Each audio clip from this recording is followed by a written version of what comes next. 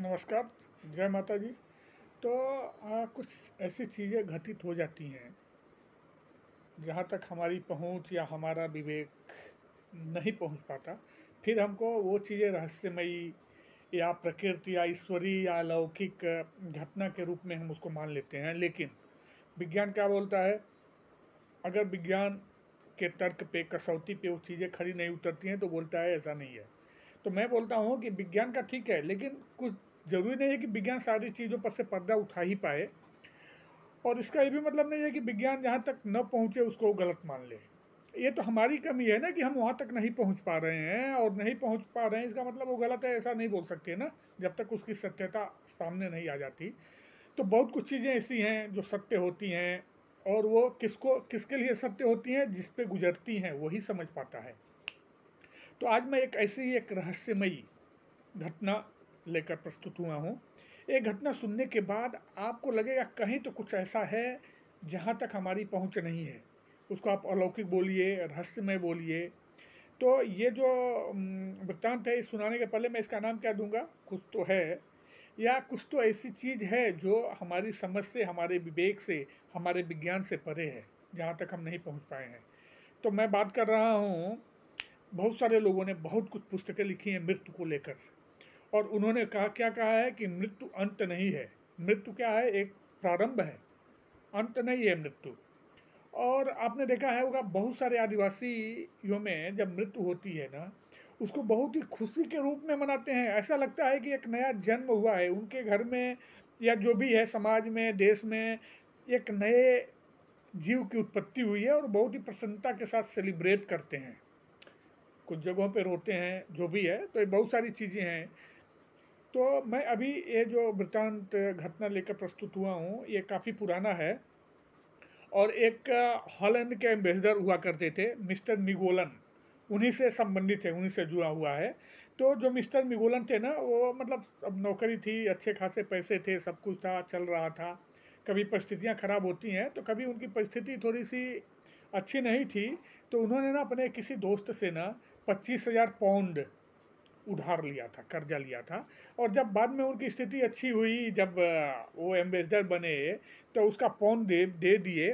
और पौन देने के बाद उन्होंने क्या किया था ना, वो 25,000 पाउंड जब उसको दिए अपने दोस्त को, तो कागज़ पे उससे लिखवा भी लिया था कि मतलब पे कर दिया हूँ। वो कागज ला के वो अपनी पत्नी को दिए और बोले कि इसको सहेज कर संभाल कर रख दो। लेकिन पत्नी को लगा कि अभी मैं एम्बेसडर की बीवी, क्या है छोटी मोटी ज़्यादा, पे कर दिए तो पे कर दिए, अभी वो क्यों कागज़ रखने का। तो उसने अनमने ढंग से कहीं तो उस कागज़ को रख दिया। अब देखिए प्रभु की लीला न्यारी होती है। कुछ दिनों के बाद ना, जो मिसेज मिगोलन थी, यानी मिस्टर मिगोलन की पत्नी, उनके जीवन में एक भूचाल आ गया। हुआ यह कि आकस्मिक रूप से मिस्टर मिगोलन जो थे ना, वो स्वर्ग को सिधार गए, काल के गाल में समा गए। तो इसके बाद क्या हुआ ना, बहुत सारी चीज़ें तेज़ी से बदली ना। मतलब उनके जाते ही जो मिसेज मिलोगन थी, उन पे पहाड़ सा टूट पड़ा। क्या करना है, खैर उनके परिवार वालों ने, घर वालों ने संभाला। लेकिन कभी कभी क्या होता है ना, इस चीज़ों का ना कुछ लोग नाजायज़ फ़ायदा भी उठाना चाहते हैं। यही नाजायज़ फ़ायदा उठाने का काम किसने किया? मिगोलन ने, जिसको 25,000 पाउंड दिए थे, उसने। तो अभी वो आया, बोला भाभी मेरा के पति पे मेरा इतना कर्जा था, तो कृपा करके वो दे दीजिए। अब देखिए, उनको मालूम था मिसेज मिगोलन को कि हमारे पति ने ये पैसा चुकता कर दिया है, लेकिन वो कागज़ वो कहाँ रख दी थी। वो जब गर्मी होती है ना पैसे की, तो ये सब चीज़ों पे लोग ध्यान नहीं देते। लेकिन मैं ये कहता हूँ, छोटी छोटी चीज़ों का जीवन में बहुत महत्व होता है, कब क्या काम आ जाए। तो सारे कागज़ों जो भी हो उनको संभाल कर रखना ही चाहिए। अब देखिए, अब वो इधर उधर कागज़ ढूंढी, मिला नहीं। अभी वो बोल भी नहीं सकती कि नहीं हमारे पति ने चुका दिया है, क्योंकि प्रूफ तो कुछ था नहीं ना, प्रमाण तो था नहीं। तो घर वाले बोले कि चलो ठीक है ना, कुछ पैसा वैसा जो भी थे उनके, कुछ व्यवस्था करेंगे, दे देंगे उनको। लेकिन वो क्या हुआ ना, बेचारी एक तो टूटी हुई थी, पति को गए अभी 10, 15, 20 दिन ही हुए थे। बाद में ना एक दिन रात को ना बहुत रोई। उसे अपने पति की बहुत याद आ रही थी। रोते रोते ना कब उसकी आंख लग गई उसको पता नहीं चला। अचानक वो क्या देखती है ना, सपने में क्या देखती है कि मिस्टर मिगोलन आ गए हैं उसको जगाए। उसका हाथ पकड़े और उसको लेके गए। उसको लेके गए और एक अलमारी खुलवा, मतलब ऐसे खोले, उसमें ना कहीं कहीं कोने में उसको एक कागज़ ऐसे मिला, वो कागज़ उसके हाथ में रख दिए। अभी ये तो सोई हुई थी, ये सपना था उसके लिए, और ऐसे वो सोई ही रही। सुबह जब जगी तो अचानक उसका दिमाग चकरा गया, उसके हाथ में एक कागज़ कहाँ से आ गया।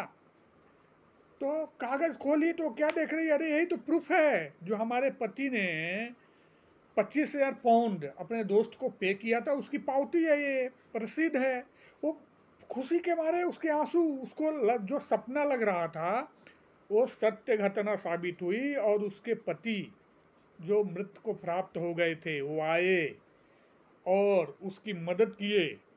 तो इसके लिए कहा जाता है कि मृत्यु को अंत मान लेना, मतलब कि उसमें दम नहीं है, तार्किक रूप से सत्य नहीं है, मृत्यु अंत नहीं हो सकती। और भगवान कृष्ण ने भी गीता में कहा है कि आत्मा जो है वो अजर अमर है।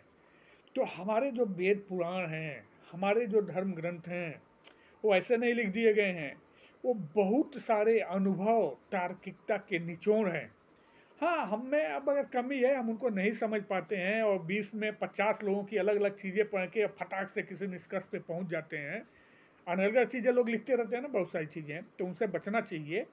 और किसी भी चीज़ के सत्यता असत्यता पर पहुंचने के पहले भगवान ने आपको भी विवेक दिया है, उस विवेक का उपयोग करें, सही तरीके से पहुँचें तर्क पे, मतलब कि परिणाम पे। तो इन्हीं बातों के साथ मैं अपनी वाणी को विराम देता हूँ और फिर कहता हूँ कि मृत्यु अंत नहीं है, और जो भी घटनाएं घटित होती हैं बहुत सारे लोगों के जीवन में, आप ऐसे अपने आप को वैज्ञानिक समझते हुए उसको कैंसिल नहीं कर सकते। अब जिस चीज़ का आप प्रूफ नहीं दे सकते इसका मतलब वो चीज़ नहीं, वो व्यक्ति के साथ घटित हुई है। इसके लिए बहुत सारे व्यक्तियों के साथ कुछ घटनाएं घटित होती हैं, वो बोलते नहीं हैं। मेरे साथ भी ऐसी कई घटनाएं हुई हैं। अब मैं तो बोलूँगा क्योंकि मुझे वीडियो बनाना है और जो सत्यता है उसको सबके सामने लाना है, तो शायद अगले 1-2 वीडियो मेरे ऐसे होंगे जो मुझसे जुड़े होंगे। तो इसी के साथ मैं अपनी वाणी को विराम देता हूँ और आप सबके मंगलमय जीवन की कामना करता हूँ। जय बजरंगबली, जय हनुमान, जय माता जी।